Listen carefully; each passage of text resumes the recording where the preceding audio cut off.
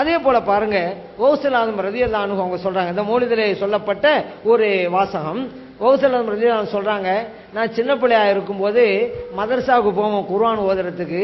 போகும்போது நான் மலக்குமார்களை எல்லாம் பார்ப்பேன், என் கண்களுக்கு அவர்கள் தெரிவார்கள். அந்த மலக்குமார்கள் அந்த மதரசாவுடைய மற்ற பிள்ளைகளுக்கு சொல்லுவாங்க, இஃப்ஸஹு அஹ்லஸ்ஸிபா, சிறுவர்களே இந்த கௌசநாயகம் வர்றாங்க, அவங்களுக்கு இடம் கொடுங்க, அவங்களுக்கு வசதி செஞ்சு கொடுங்க என்று சொல்லுவாங்க. என் காதால கேட்பேன் அப்படின்னு அதுல இருக்குது. சின்ன வயசுலேயே அல்லாஹ் தான் ஆற்றல் கொடுத்திருந்தான். வஹாபியெல்லாம் அது எப்படி மலக்களை பார்க்க முடியும் அப்படின்னு ஒரு கேள்வி வைக்கிறாங்க. கௌசுல் ஆலம் ரலியல்லாஹு அன்ஹு சொன்னாங்க, நான் பார்ப்பேன், அந்த மலக்குமார்கள்லாம் பேசுவாங்க சிறுவர்கள்ட்ட, நான் கேட்பேங்கிறாங்க. வஹாபிகள் அது எப்படி முடியும் அப்படிங்கிறாங்க. ஏன் இந்த வஹாபிகள் இப்படி கேட்கிறாங்க? குர்ஆனே ஹதீஸை படிக்காதனால. குர்ஆன் ஹதீஸை படிச்சிருந்தா இறை நேசர்களிடம் மலக்குமார்கள் பேசுவார்கள் தெரிஞ்சிருக்கும்.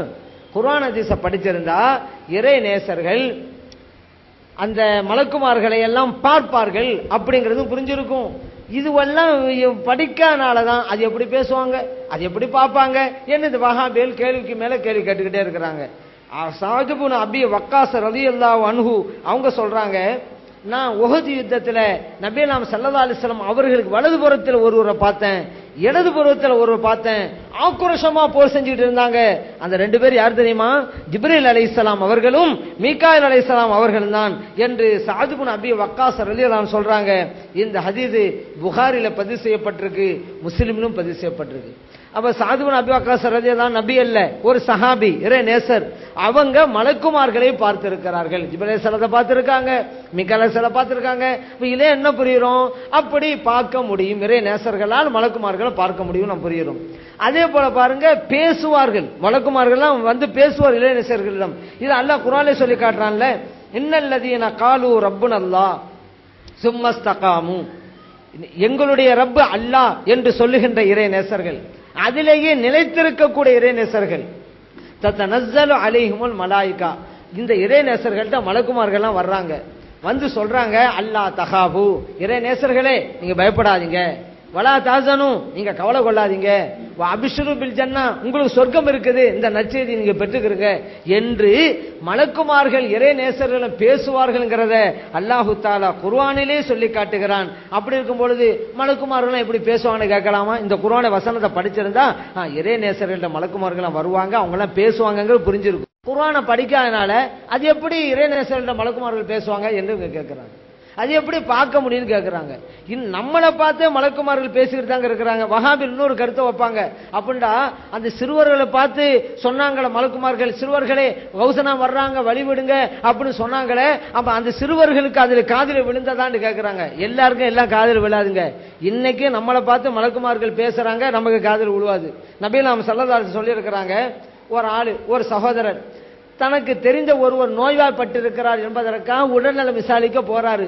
அப்ப ஒரு நல்ல காரியத்தை தானே போறாரு. அப்படி போகும் பொழுது மலக்குமார்கள் அவரை பார்த்து பேசுவார்கள், அன்பரே திபித்த நீங்க நல்லவராயிட்டீங்க, தாப மம்சாக்க நீங்க நடந்து போறீங்கல்ல அந்த நடை ரொம்ப நல்லதாகி போச்சு, நீங்க செய்யற இந்த காரியத்தினால தபவ்வாய்த்தமினல் ஜன்னத்தி மன்சிலா சொர்க்கத்தில் உங்களுக்கென்று ஒரு இடத்தை தேர்ந்தெடுத்துக்கிட்டீங்க என்று மலக்குமார்கள் அந்த சகோதரை பார்த்து சொல்வார்கள்.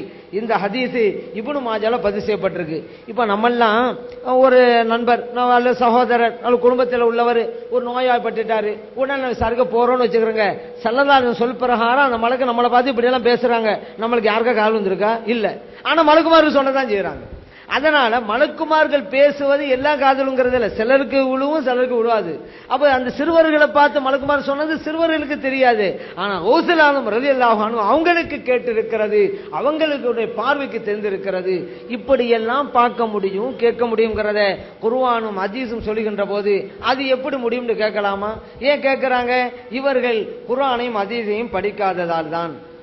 அதே போல பாருங்க, அந்த மௌலிதுல ஒரு நிகழ்ச்சி பதிவு செய்யப்பட்டிருக்கிறது. அது என்னன்னு கேட்டா, கௌசுல் ஆலம் ரலியல்லாஹு அன்ஹு அவங்ககிட்ட பின்னால கேட்கிறாங்க, கௌசுல் ஆலம் ரலியல்லாஹு அன்ஹு அவர்களே உங்களுக்கு முஹையத்தீன் அப்படின்னு பேர் எப்படி கிடைச்சிச்சு அப்படின்னாங்க. ஏன்னா அவங்களுக்கு பேர் அப்துல் காதிர் தான், அவங்களுக்கு இயற்கையா வச்ச பேரு. ஆனா முஹையத்தீன்ங்கிறது தீனுக்கு உயிர் கொடுத்தவர்னு அர்த்தம். இந்த பேர் உங்களுக்கு எப்படி கிடைச்சிச்சு அப்படின்னாங்க.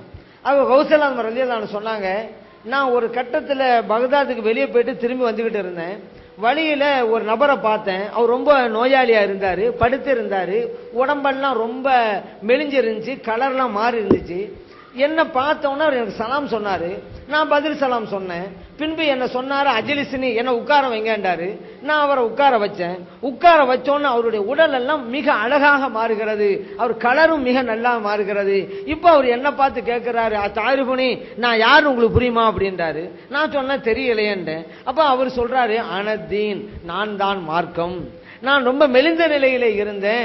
அல்லாஹு தஆலா உங்கள் மூலமாக எனக்கு ஒரு புத்துணர்வை தந்து விட்டான். அதனால அந்த முஹியத்தீன், இன்றிலிருந்து முஹியத்தீன்ங்கிற பேர் உங்களுக்கு உண்டு, தீனுக்கு உயிர் கொடுத்தவர் அப்படிங்கிற அர்த்தம் அப்படிங்கறத அவங்க சொல்றாங்க. இந்த நிகழ்ச்சி இருக்குதுங்க. உடனே வஹாபி எல்லாம் அது எப்படி மார்க்கம் ஒரு மனித உருவத்தில் இருக்கும்? ஏன்னா மார்க்கம் வந்து ஒரு மனித உருவத்தில் இருந்துச்சு, மார்க்கம் எப்படி இப்படி வரும் அப்படி கேட்கிறாங்க. ஏன் இந்த வஹாபிகள் கேட்கிறாங்க தெரியுமில? ஹதீஸ படிக்காதனாலதான். மார்க்கத்திற்கு ஒரு உருவத்தை இறைவன் கொடுப்பான் அப்படிங்கிறது புகாரி முஸ்லிம் பதிவு செய்யப்பட்ட ஹதீஸ் நமக்கு சொல்லிக்கிட்டே இருக்கு.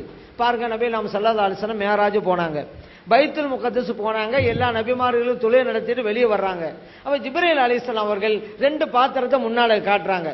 ஒரு பாத்திரத்துல மது இருக்குது, இன்னொரு பாத்திரத்துல பால் இருக்கு, உங்களுக்கு எது வேணுமோ எடுத்துக்கிறங்க என்று காட்டுறாங்க.